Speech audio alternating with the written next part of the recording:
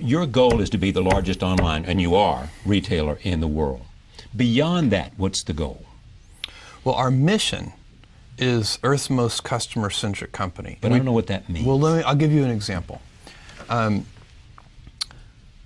after World War II, Morita-san, the guy who founded Sony, set as the mission for Sony that they were going to make Japan known for quality.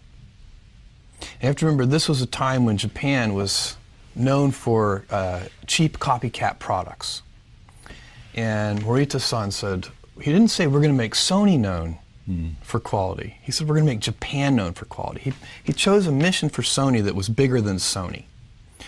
And when we talk about Earth's most customer-centric company, we have a similar idea in mind. We want other companies to look at Amazon and see us as a standard bearer for obsessive focus on the customer, as opposed to obsessive focus on the competitor. So that's one of the reasons we work on differentiated products. It's one of the reasons we take a long-term viewpoint on things. You can't really do the right thing for customers if you're short-term oriented. And if you're going to invent new things, you've also got to be able, and this goes along with long-term orientation, you've got to be willing to endure a lot of criticism.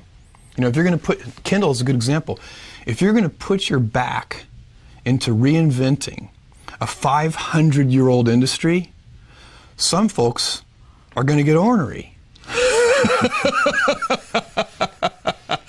It was also feared at one time, those people who had your stock, that once Walmart, for example, got serious about being online, they were going to blow you away. Why didn't that happen? Well, I think it's because we did a good job for our customers. So, you know, you go back in time and we've been called Amazon.toast.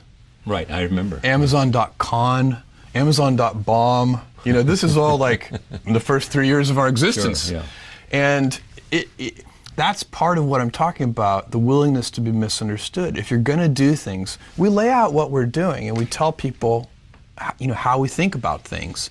Like I'm saying to people, you know, the iPad is not a Kindle killer. I'm very clear about that, but it doesn't keep people from writing that. And I'm very clear about why. It's a totally differentiated device. It's $139. Works in bright sunlight. You can read with one hand. It's so light and the battery lasts a month. For $139, why wouldn't you want a device like that? Okay, but let me go back to the Walmart issue, though. Yeah.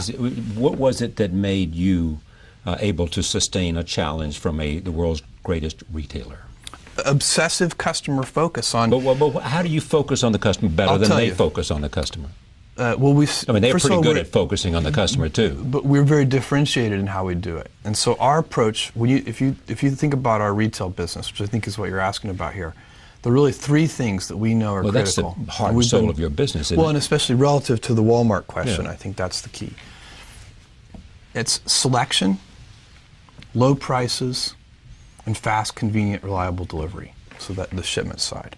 And so we have... Wait. So Walmart doesn't have low prices, fast, and convenient delivery? I would claim that Amazon has much broader selection. In many cases, if I don't want to be overly bold in my claim, but the online model gives us significant cost structure advantages that lets us have even lower prices than physical stores. Selling online?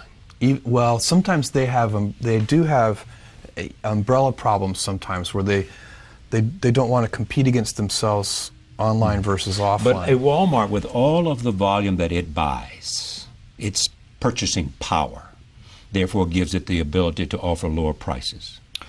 Well, doesn't that give them an advantage they ought to be able to translate? Because their purchasing power is bigger than your purchasing power, is it not? I wouldn't. I think in a lot of the product categories, that ship sailed a long time ago. Meaning what? Meaning that we have the purchasing power to compete with anybody. We have the not volume relationships with suppliers. That playing field has been leveled. Okay. If you'd asked me that question, 10 or 15 years ago, I'd have agreed with you that. That was the challenge you had overcome. But even then, we don't. our profitability is not our customer's problem.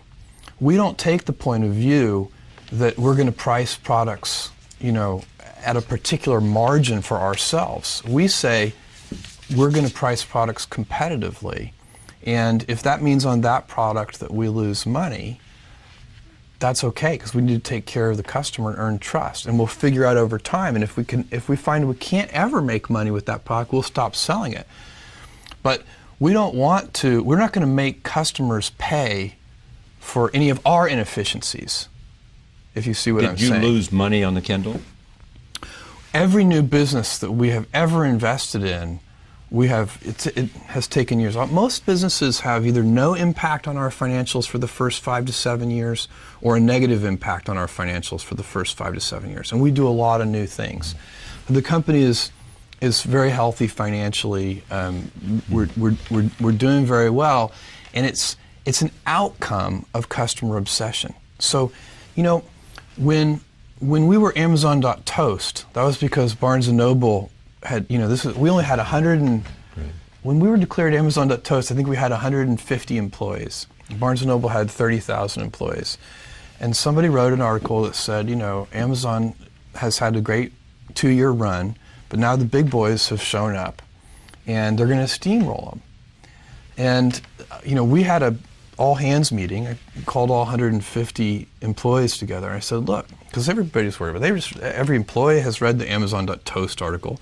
Every mother of every employee has read the Amazon.toast article and has called and said, your father and mother who live here in New York. Yeah, are you okay? Yeah.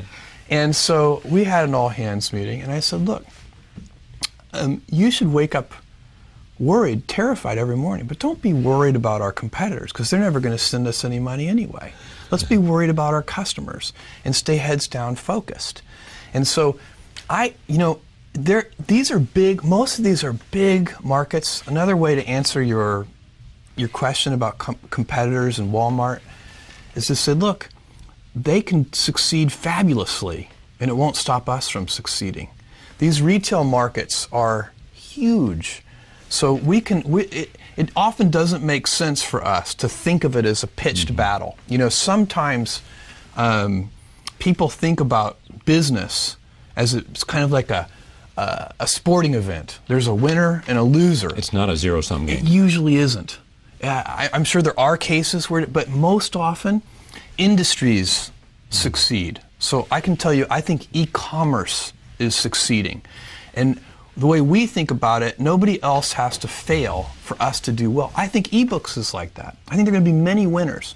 I think ebooks is going to be a huge industry. Well, there are many competitors now. I mean, you've got Barnes & Noble is one of them, Sony is another now, and Apple is another. But I have a list of 50 competitors that we could walk through. I mean, all over the world doing different things.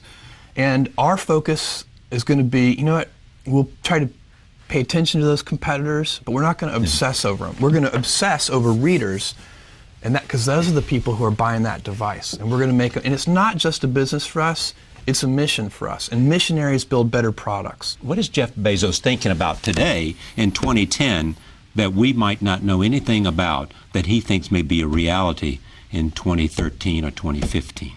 Well, where is one of the things is the Amazon Web Services business. Now, there's a business that probably this is Amazon Cloud stuff? Yes. And there's a business that's growing. It's in a hyper-growth phase. It's already a significant business.